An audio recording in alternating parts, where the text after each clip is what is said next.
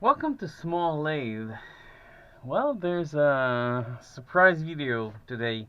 It's a surprise for me as well because I never knew this is coming my way. I've been foraging in a bucket full of rust and other things in a scrapyard. I found these rods, which are really nice. I'm probably going to find a really good use for these. This is 17 millimeters. This is 22, and this is what, 18, 20. Which is not nice, really nice. These are scraps. These are waste. I'll just write 22, 20, and 17 on these.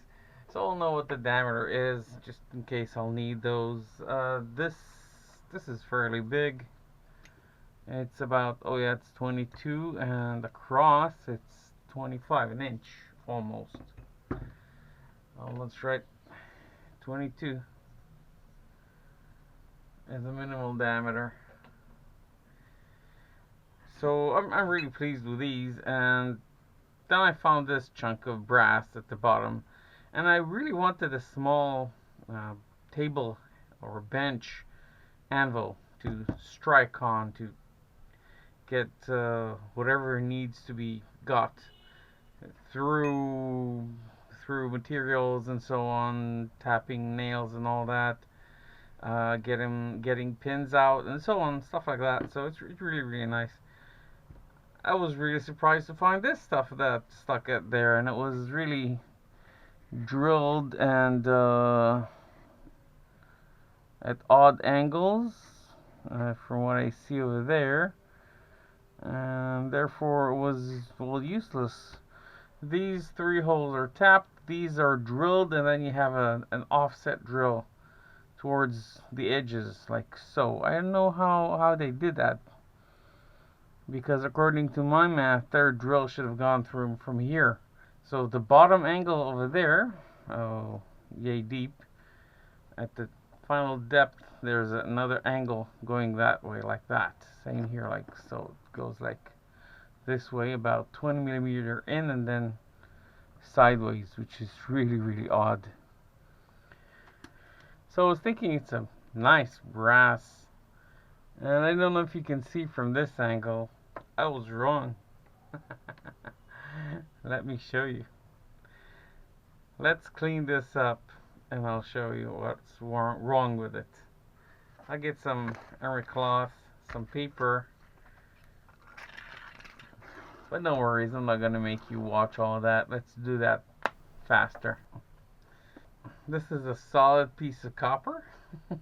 Really nice.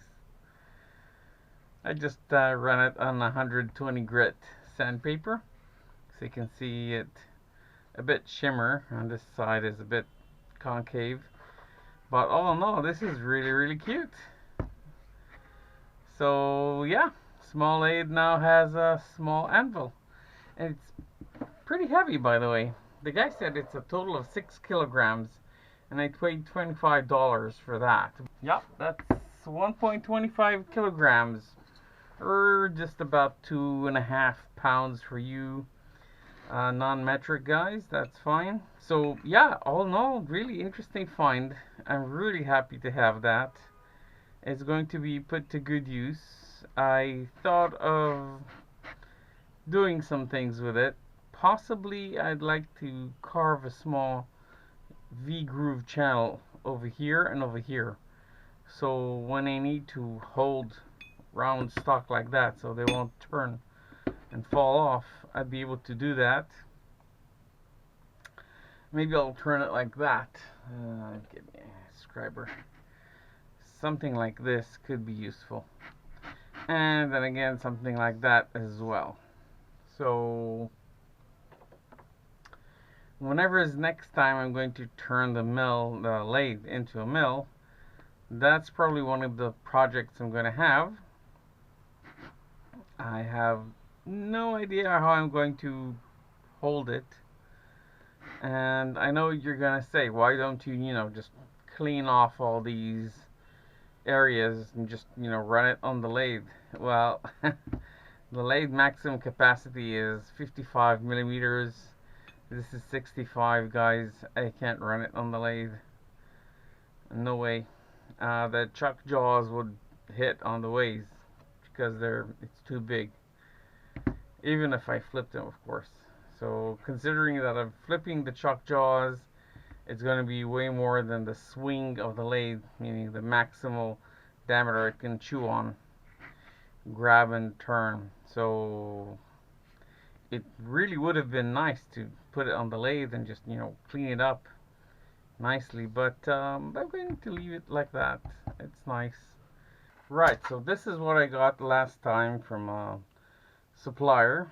This is brand new metal, obviously.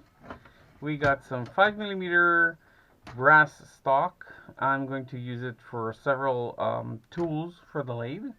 We got some 304 stainless steel, and this is going to be used for several projects I had in mind.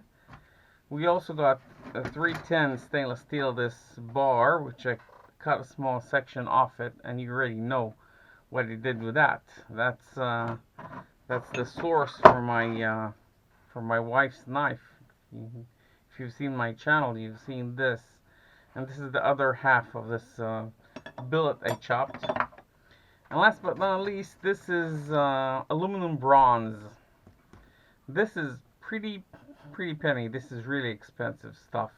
So in total for all of this stuff, 500 shekels, which translates to about $150. So you get the picture. When it comes from a scrap heap, it's a lot cheaper, considerably cheaper, about 6 times cheaper than when it comes from a dealer that sells brand new metals. On the other hand, you don't know what kind of brass this is. This could be all sort of alloys of brass. And this is exactly what it's supposed to be. You know exactly what kind of bronze this is, and I know exactly what kind of stainless this is, and I know this is 310, this is 304, this is brass, and if I call him, I'll ask for the exact metal specs.